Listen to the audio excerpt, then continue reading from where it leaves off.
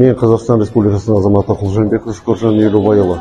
Бүгін өз таңдауымды жасадым. Жалпы маған Қазақстанның болашағы, және өзіміздің Қазақстан еліміздің жарқын болуына өз үлесімді қостым деп ойлаймын. Себебі Қазақстан мемлекетінің болашағы, алдағы осы келешекте осы жас өскелең ұрпаққа деген біздің осы тәлім тәрбиеміздің, одан кейін жалпы осы елбасымыздың қазіргі осы таңдауымыз жасап жатқанында сайлау бергеніне өте қуаныштымын.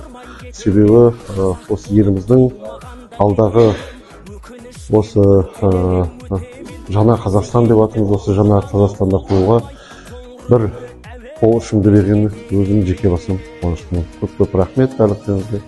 Жалпы жақсылық тілеймін. Өсіп өніп өмірлі болуыңызға Алла тағала нәсіп етсін. Жақсылықта болайық.